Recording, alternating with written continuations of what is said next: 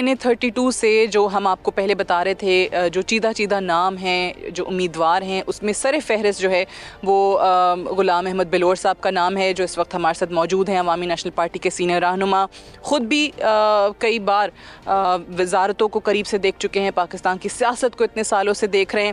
بہت شکریہ بلور صاحب، آپ نے وقت نکالا اپنی انتخابی مہم سے۔ پہلے بتائیے گا کہ اس دفعہ کیا واقعی آپ کو لگتا ہے کہ انتخابات کی رونقیں ماند پڑ گئی ہیں، وہ والی بات نہیں ہے جو ہر انتخاب میں ہوا کرتی تھی، اور خاص طور سے جنرل الیکشن میں؟ بیٹا یہاں تو ایسا لگ ہی نہیں رہا کہ الیکشن ہو رہا ہے۔ اچھا، ہاں بالکل وہ ماحول ہی نہیں بن رہا۔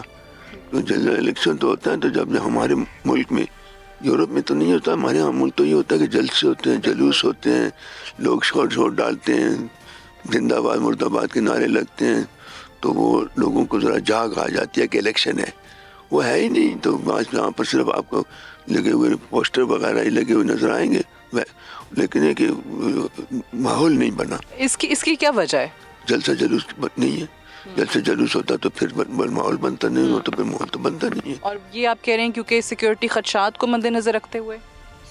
پتہ نہیں کیوں، ہمیں تو سیکورٹی سے کوئی ڈر نہیں ہے۔ حالانکہ آپ کے خاندان کی تو اتنی قربانیاں ہیں، اتنی یہاں پر ہمارے چاروں طرف میں نے فوجوں لگے ہوئے ہیں کہ بہن آپ اندر نہیں آ سکتے، لیکن میں تو روزانہ اس میں جاتا ہوں جنازوں میں، تو جنازوں میں تو 1 منٹ میں آدمی ہمیں چھری لگا سکتا ہے بڑی آسانی سے، تو ہمیں تو ڈر نہیں ہے، ہمیں کبھی ڈر لیتے نہیں۔ اور میں تو کہتا ہوں موت سے تو ڈرنا جو ہے تو وہ تو پھر اللہ پہ یقین نہیں ہے۔ وہ ماحول نہیں بنا ہے، جلسے جلوس نہیں ہے، رونق نہیں ہے جو انتخابات کی ہوتی ہے، سو ووٹر کیسے نکلے گا 8 فروری کو؟ میں یہ سمجھتا ہوں کہ ووٹر نکلے گا ہی نہیں، نکلے گا ہی نہیں۔ ہمارے ہاں تو بہت کم نکلے گا۔ ہمارے ہاں تو اور ملکوں میں نکل آئے گا، کراچی میں، لاہور میں، ہمارے ہاں تو بہت کم نکلے گا۔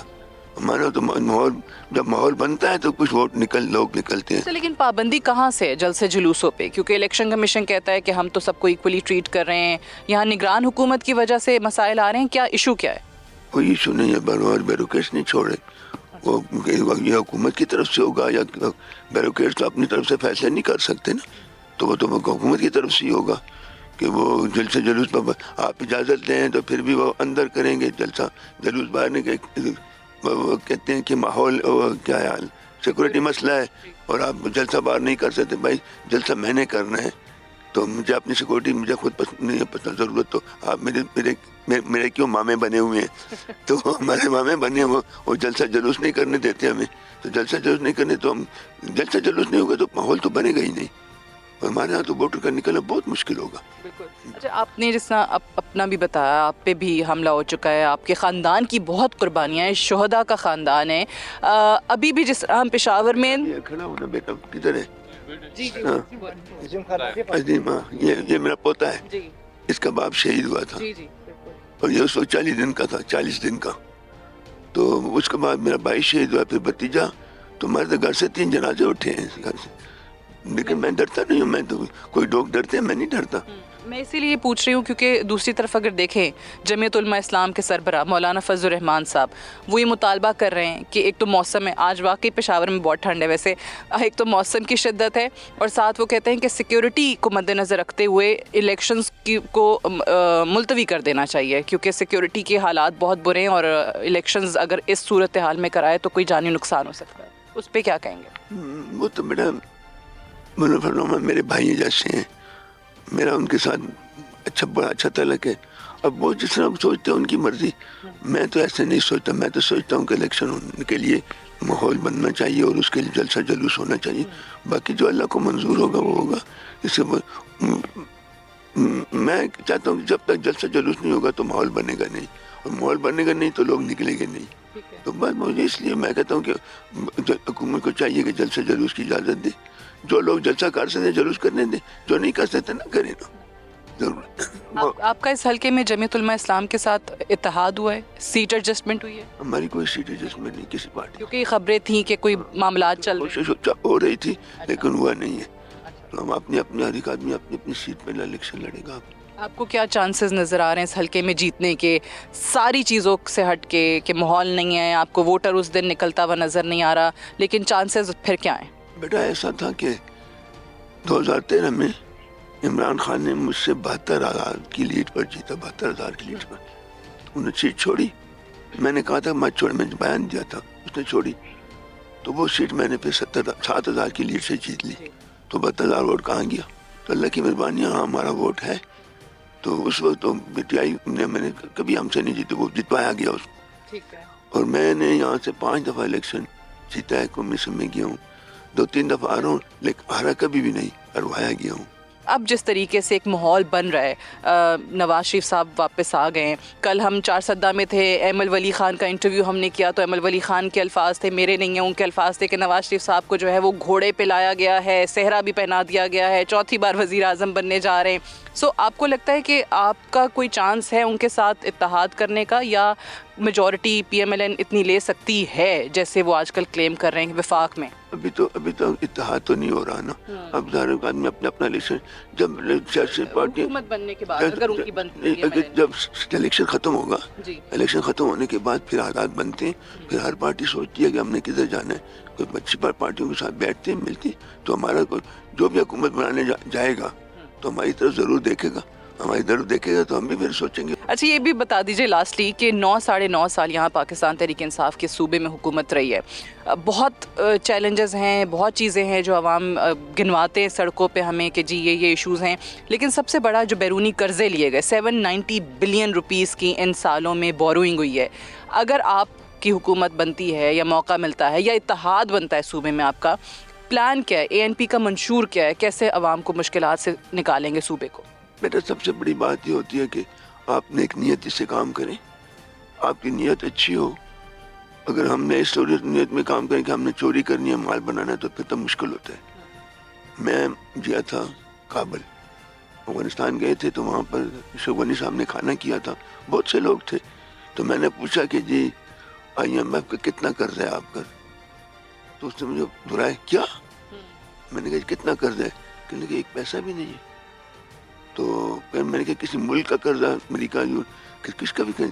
اس نے مجھے کہا کہ آج سے 10 سال پہلے, 8-10 سال پہلے کی بات ہے, اس نے مجھے کہا کہ ہمارا $800 ملین جو ہے, تو وہ $800 بلین ہمارا جو ہے وہ پڑا ہوا ہے امریکہ کے اس میں بینکوں میں, ہمارا ریزرو. انڈیا کا $700 ہے, اور میں کہاں ہوں, میں تو 10 سے بھی نیچے ہوں, اور قرضے لے کر بھی. تو اس کو تو ذرا قوم کو سوچنا چاہیے, اور سب کو سوچنا چاہیے کہ وجہ کیا ہے, وجہ کیا ہے.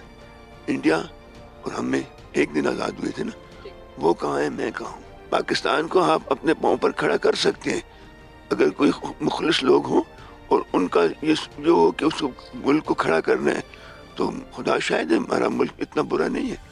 ہمارے پاس جو عوام ہے وہ بھی کام کرنے لوگ بھی ہیں, اور ہمارے پاس بہت کچھ ہے.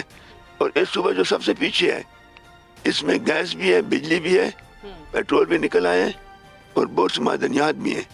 تو ہم تو بہت آگے ہیں, بہت آگے ہیں, لیکن ہمیں صوبے کو تو بہت پیچھے رکھا گیا ہے نا. لیکن یہ سب کچھ ہمارا جو صوبہ یہ پاکستان کا ہے, یہ جو کچھ یہاں پر ہے یہ پاکستان کا ہی ہے.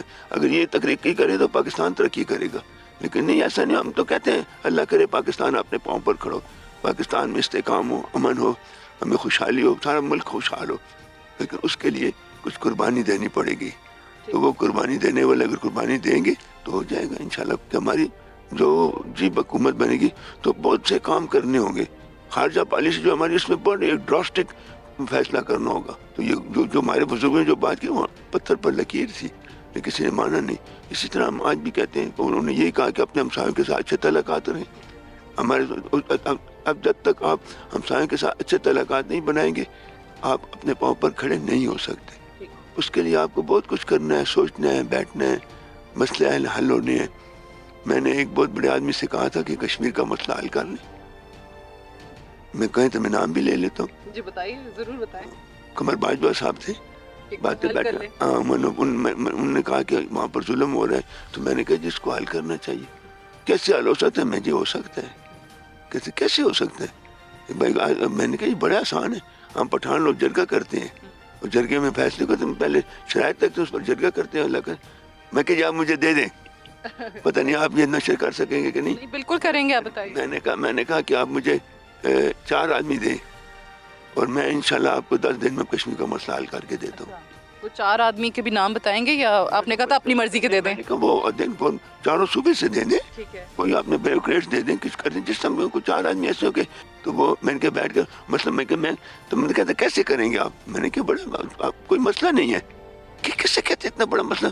میں نے کہا جی میں آپ کو کہتا ہوں ایک آپشن ہے ہمارا کہ پلیبسائڈ ہو، ادھر جاتے ہیں کہ ادھر جاتے ہیں، وہ کہتے ہیں ان کا ایک ان کا وہی کہتے ہیں کہ نہیں، ایک ان کا آپشن ہے کہ نہیں یہ ہمارا ٹو ٹانگ ہے، 2 آپشنوں پہ تو یہ فیصلہ ہو نہیں سکا، ایک تیسرا آپشن بنا لینا، ایک دوسرا 2-3 آپشن بنائیں، بیٹھے دیکھ مسئلہ حل ہوتا ہے کہ نہیں، 3 آپشن ہم لے کے جائیں، 3 آپشن وہ دیں، دیکھیں مسئلہ حل ہوتا ہے کہ نہیں۔ تو یہ بڑی مشکل باتیں ہیں جس کو پھر حکومت کے بعد ہی کوئی حکومت ایسے عائد کرنے والی تو کرے گی، اور باتیں پھر ہم اور بھی بڑی باتیں ہم کریں گے، ابھی نہیں کرتے جو اس وقت کریں گے۔ بہت بہت شکریہ۔